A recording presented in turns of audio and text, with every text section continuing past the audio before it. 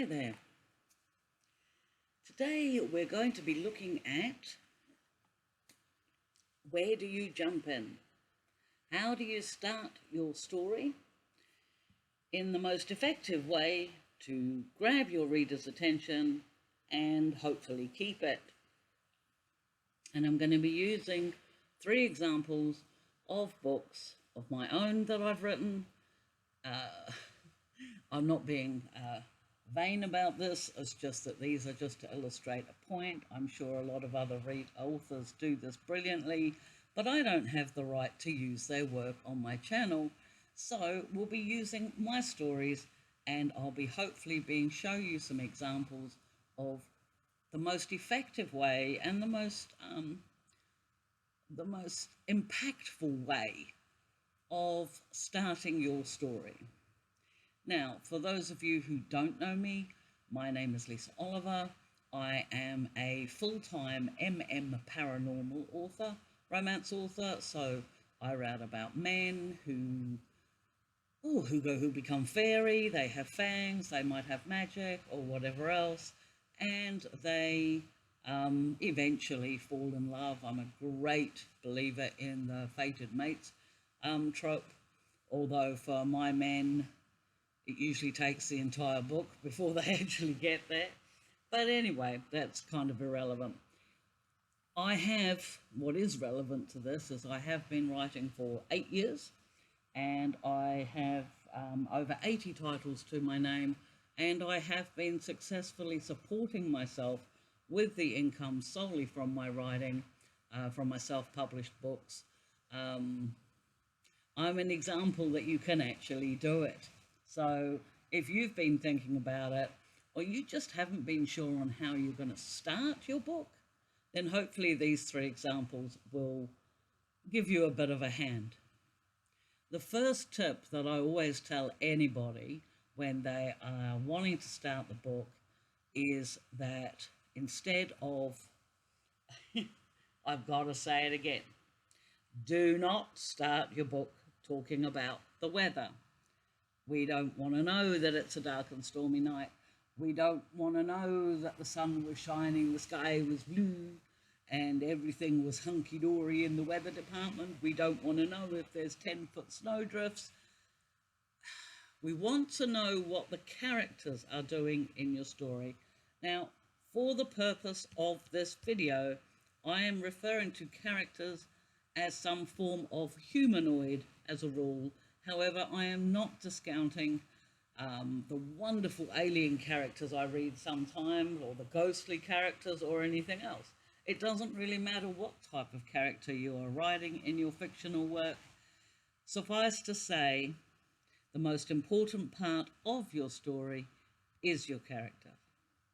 Now, in this particular book, this was the first book of my Dragon's Heat, of my City Dragon series. It's called Dragon's Heat.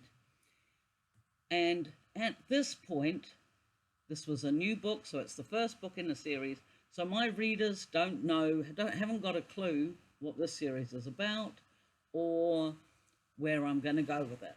So I need to hopefully grab their attention, and so that hopefully encourage them to want to read my story. And as you can see, one of the big tips that I quite often say to people, new authors, is I start with dialogue.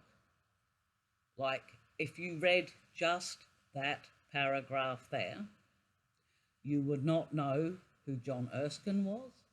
You wouldn't know why he was dealing with figures on his desk. You don't know who Essie is at this point if you were just reading that paragraph. But it doesn't matter. John Erskine is busy. That's what this paragraph is telling the reader. He is looking for something. He can't put his finger on it. He didn't want to be disturbed. Why? What's so important? What's he doing? Okay? Essie answers him. We hint at what she's like. This is not the place for putting in long descriptions, character descriptions. a pert tone, sets a tone for the type of character that Essie is. She's somebody who doesn't take any of John's crap. And she makes a point. She stands up for herself. I don't want to be disturbed until the big shot client Raoul fobbed off on me arrives. He's arrived. So she's been disturbing him. And then John realises the time, so we know he's the type of guy that works through. Okay, so we're slowly building up the little queues, and we're only a third of the way down the page. It means I've worked through lunch again. This is clearly something he does. So he's a workaholic. We've learnt something else. And Estie's left him lunch. His lunch is overcooked. He's forgotten who it is he's meant to be speaking with. And then we do get a little bit of a backstory, just a little bit of close to info dump, but it is relevant here. He doesn't like working for family firms. He's a forensic accountant, so now we know why he's busy with his money and, well, with papers and what have you. We'll also learn that he's a dog shifter, and one of my favourite types of dogs in the world is the German Shepherd, and there's an inference there that one of the reasons he's very good at his job is because he's a shifter. And he isn't sure about what the Hollingsworths were. That's the person he's got to see. And anyway, he knows he's got to get a move on, so he's plugging down there. He's, with a little thing, he's been really busy, blah, blah, blah. And he looks, and then we manage to sneak in a bit of a description. Again, I don't go into hugely long descriptions, because I believe the readers prefer to have an idea for themselves. So we get a little bit, just a few brushstrokes so that you can fill in your imagination. And then, he poddles off to do his job. And then, we click over to our next character. Remembering this is all in chapter 1, we click over to our next character, and we immediately see the contrast. He's glaring at the receptionist, at Essie. He's being all pompous and an ass. He doesn't like to be kept waiting. He's calling the office cruddy, even though he doesn't mean it. And, yeah, we already know what something's going to happen, and then, yep, then off he goes. But never mind. But so can you see that there's a way of filtering in some of the backstory information? We've got both our main characters in the first chapter. With romances, you need at least one. Two could be preferable, but then I have written books in romances where they might not meet until like chapter 4 or 5, in which case then you've got a chapter with one, and then a chapter with the other, then a chapter with one, and a chapter with the other, and then maybe by the 5th chapter they'll meet or what have you. But that's just one example of a start. Now, in the second one, this book is special enough. It's part of my God series, and it concerned Odin and meeting the Norse god Odin, and yeah, I took a lot of liberties with ancient gods and his mate Evan Parker, although of course the reader doesn't know this at the time, although my readers would probably guess. Okay, so again, I've started the chapter 1 with an epilogue, with a dialogue. This is, although this is a later book in the series, we've only met Odin once in the series so far, and we haven't met Evan at all. So it's quite important. I felt it was quite important because Evan has a few issues, and so I felt it was quite important to show that in the first chapter. So you see here, he's being, got at. Duncan is not a nice guy. He's, as you can see, that sexy filled silver fox with the eye patches here again, insisting he be seated in your section. So you're in a diner, you're in some form of eating establishment, and, clearly these guys work on tips. So Evan is busy checking his order because he doesn't want to get it thing. I note here he's working for his aunt. He's rattling off his order. He's not paying attention to Duncan, but Duncan is being pushy. He's talking about his scar. The reader's thinking, what scar? Has Evan got a scar? What scar? And we're actually already starting to see that Duncan's a bit of a nuisance anyway. And then the use of the term human. So we immediately realize if a character talks about humans as being other, then obviously Evan's not human. But have we mentioned what he is yet? No, we haven't. So we'd have to keep reading to find out about it. So it carries on. He's completed his order. He toddles along to find the silver fox, as Duncan called him, waiting with the menu. And Evan's thinking, he probably doesn't need it. He orders the same meal every time. And he mentions about the fact that there's no scent. This guy has no scent. And here, he's got a wolf. So he's a wolf shifter. And he can smell everything else, but he can't smell the man at the table. And he had mentioned it to his aunt, who happens to be a witch. And she'd said it didn't basically matter, because so long as he doesn't cause any trouble, he's welcome to eat his food. So the guy's pootling along. We get a little bit of a hint on what this guy looks like. And then, the guy's talking to him. You see here in this thing here, I mentioned about his issue, he put in the wrong order on his tablet. Evan worries, and hopefully this comes through on the page. And this guy is making all these sorts of assumptions. Are you watching my lips, boy? Because Evan doesn't talk. But he does the order. Evan asks about the drink. And he does this, but no. The guy came in every time Evan was on shift. He'd order the same 3 steak sandwiches and take 2 of them away, leaving Evan a tip. But here, this time, he goaded Evan. He called him boy, goading Evan to talk to him. So Evan shows him the scar that runs around his neck and actually says, not deaf, not boy. So he managed to surprise him. And as we guess, in the next section, we find out that's Odin. There's still a lot of things here that we don't actually understand. Now, that's not strictly true. My readers, or the readers who have read most of my books, know that I write about Fated Mates series, and it kind of stands to reason that if Odin, Norse god, father of everything, is interested in a mortal, there's probably some form of mating involved if I'm writing about it. So my readers can probably fill in a few gaps anyway.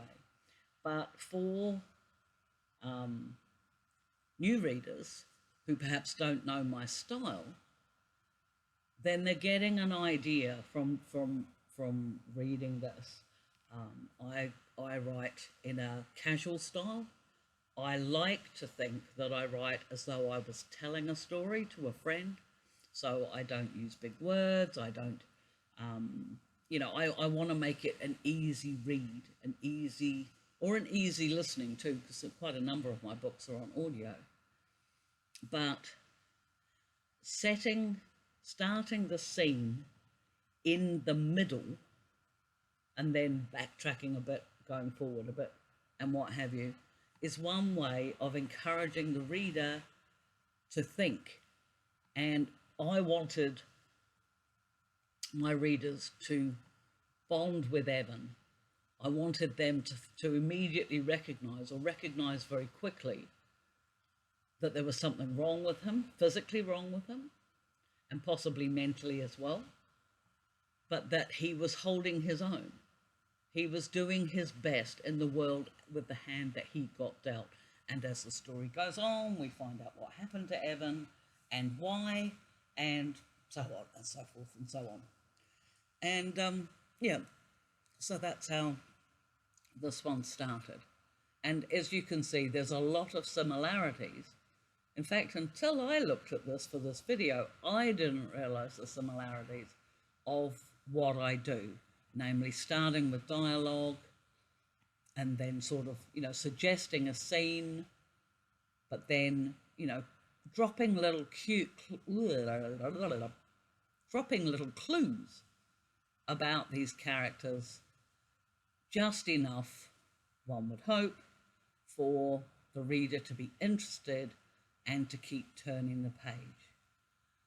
And we've got just one more example, and it's probably the same. I don't know, because I didn't actually look at this, but this one, now I read this. I read the audio for this the other day. I'm fairly sure it's in this channel. So hopefully, if you have listened to that, I have actually read this chapter 1. If you've listened to that, then you'll see again the same sort of thing. Starting with the dialogue, Stefan is eavesdropping. So the main character that we're talking about is actually Stefan, and he is eavesdropping, and everybody knows you don't hear good things about yourself if you eavesdrop. What's going on? I don't want to see him. Like, why? You immediately thinking, why? What's wrong? And then he sort of thinks this guy is calling this other guy Lucy. It's a weird name. Why would you call him Lucy? And so, as you see, he settles back in his chair. He was going to get kicked out, but he was going to listen in anyway. If he was going to eavesdrop, he might as well just keep going. And, you've got this gruff-sounding guy. They're talking about anchors. What the hell's an anchor? Does anybody know? No, because this is the first book in the series, and one of the new books that I'll be starting within the next couple of weeks is book 2 of this series, but of this trilogy. But in the meantime, nobody knows what an anchor is. But see how I just talk about it anyway. You've got this paragraph in particular. There isn't a better anchor than you, and you know it. Do you want me working for someone second rate? Why did you have to claim your mate anyway? There. What's mating and anchoring and everything else got to do with Lucy? And the reader doesn't know at this stage, but it doesn't matter, because so long as it's interesting enough and not too obscure, the reader will keep reading that little bit further to see if they can find out. Now, this is a really important point. If you're suggesting things and what have you in the first scene and in the first chapter, and you don't provide that information that they need, the backstory or the explanations like of what an anchor is, why is it important, why, if one person is an anchor for a mate, can they not be an anchor for somebody else? What the hell is an anchor anyway? Because isn't it part of a ship? There's this thing. So it's really important. I can drop this information in here on the first page of the first chapter of a brand new book in a brand new series, but I need to follow this up as the story goes along. Otherwise, I'll lose my readers entirely and nobody will know what I'm talking about. So we poodle on here. Now, who the heck's Garrick? He's sitting on his shoulder. Are we talking about a leprechaun or something? Again, we don't know, but it doesn't matter. Because meanwhile, Lucy is still having a grumble in the other room. And Darwin, Stefan knows about, because he's the guy that he's already met. But anyway, Lucy carries on. He gets a bit rude. Stefan doesn't want to handle it. Now, how the heck did he fit all his worldly goods in a carpet bag? And okay, we've learnt that Garrick's got feathers. He's probably not a leprechaun then. So we poodle off. Darwin comes out, and they end up going out for a meal. And then, just like I did in the other story, In the other two examples, we find out Lucy's not is Lucifer. Once that scene bit there has finished, then we click back to inside that office. So we're giving the readers a look inside the office. So part of the stuff we're doing is following up.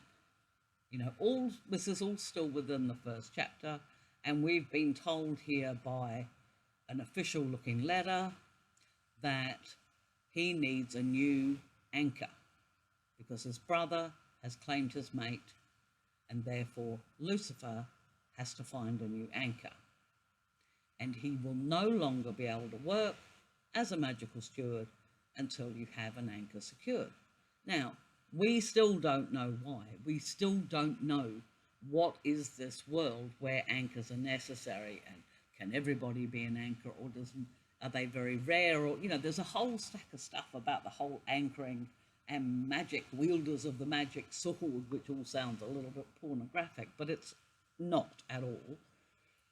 And, you know, we're looking at, we still don't actually know what the situation is, but we do know that whatever Stefan is, he's important. And yeah, he doesn't, oh, it turns out that Garrick's a raven. There you go, we find that at the end of the chapter, and Lucifer's not impressed with that either. And then we get a little bit of a hint of why a magic anchor is necessary, because Lucifer uses his magic to, you know, check the message on a screen, and he sets fire to some papers on his desk, and when he tried to put it out with another dose of magic, the flames got hotter, and then the sprinkler system came on. Okay, so maybe anchors are meant to help with that. We don't know, but we know that they must do something, because Lucifer clearly has magic, but he can't use it. And then they get this message, and it's all very cryptic. We just know somebody's in Cairo, and clearly Lucifer and Darwin need to be there, but of course Darwin's not his anchor anymore, and he has to get an anchor. So that's how we leave that chapter. And that's fine. You know, it's enough. Hopefully it's enough. Now, I'm not sure if showing you these examples has helped at all. I just want for you to see that creating life in your first chapter, being upbeat, dropping your reader straight into a scene is really, really important, because it immediately engages the reader's attention. Whether they like it or hate it, they're still going to be engaged. And that is a clear, it's a success when it comes to starting to write your book. So we will leave this for now. We will, hopefully you found this content interesting. If you have got any questions or anything, or you feel I haven't explained something fully, please drop that in the comments below. I really appreciate it if you did me a like and a subscribe, because this channel is really important to me, and I'm doing my best to get out information to help anybody who wants to live the sort of lifestyle I do, which is namely writing for a living at home. So yes, please hit the like and subscribe, and until the next video, please hug the ones you love, and we'll see you in the next video. Bye.